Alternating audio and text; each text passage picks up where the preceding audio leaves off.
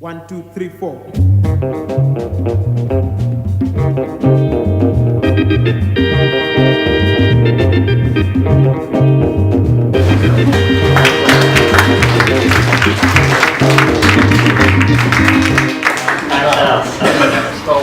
Thanks everyone for coming along. I'm really happy to see so many people come along to see this, because it's something that I've worked on for a couple of years with the help of a lot of other people.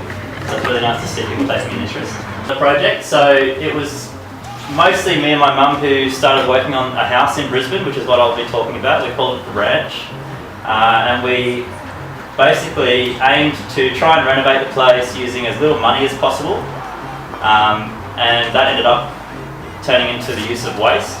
It's nothing but resources that we're not harvesting.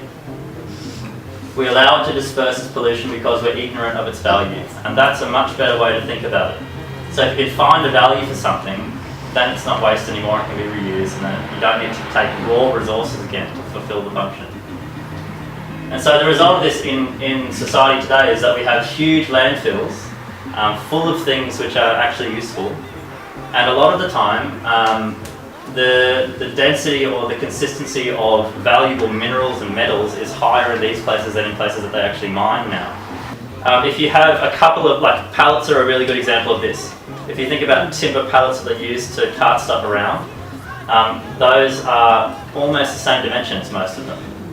So if you were to use them, you could have many of them, and if one of them was made of pine, the rest were made of hardwood. Even if they're different materials, if they're the same dimensions, you can use them, and then the pine one might rot in 2 years. You can just take it out and replace it, and that means that the whole thing that you make isn't going to be thrown out as soon as one breaks, because you can replace a part of it, and it becomes more adaptable. If you think about that, the concept map of sustainability becomes more adaptable. Alright, so now this is where you actually have to get involved. There's not much space, but you might be wondering why there's bike wheels at the front.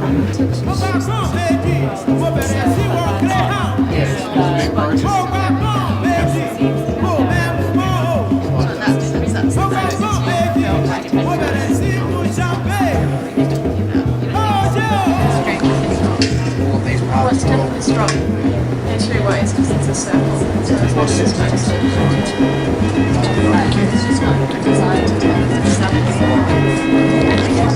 A trellis that you buy from Bunnings is just meant to be a trellis, that's all it does. And that's the kind of thing that you throw out when it's done doing its job, because it only does one thing.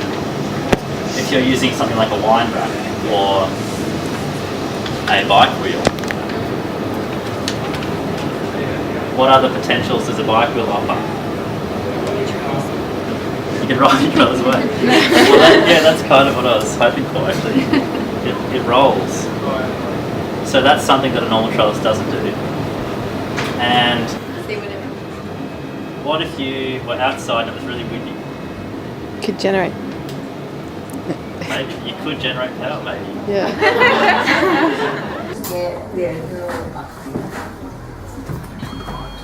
It's pretty good. And if it's not so good, these are made so that you can straighten them up, bike wheels. So you can tighten the spokes and straighten them up. At least one consistent element among multiples. How many consistent elements are there among multiples of these? Almost everything. The whole thing is made of consistent elements. A really dodgy sketch on a piece of paper, and I said, this is kind of what I want, and I'll show you a better picture of the project after this. I said, this is how you use a drill, these are the bolts that you need to use, and this is how they go together. Off you go. And then I left. And they did the entire thing from start to finish by themselves, and I went and worked on something else. And it's a trellis out of bike wheels and bamboo, very simple. That's just a hardwood timber stud on the outside of this wall, and then a big screw running through there to the wall with a fence pattern on the inside of the milk crate. So it's just to hold the milk crate there. Garden beds made into pallets, and it's a very simple method again. Like, there's two pallets that meet up at the corner. You can see here, they meet at the corner. And then there's a star picket that goes into the ground. And this is a bookshelf. So this is all made from, these are bits of timber that I got from the architect that I was talking about, that were holding up a deck once upon a time. And all these are bits of plywood that I got from another friend of my mum's who was on a building site working. All different sizes and shapes, plywood, and I just designed it around the different shapes that we had, but made sure that the whole design in the end fits together nicely. And so my hope is that the people that came to the house to volunteer, and also you guys now that I've spoken to you about all this stuff, will go away with ideas and not necessarily just recreate the things that you've seen today, but go with a different idea of what waste is and how it may be used, and reconsider what you automatically think you have to buy. It's about reassessing what's valuable, what's useful, and what you actually need.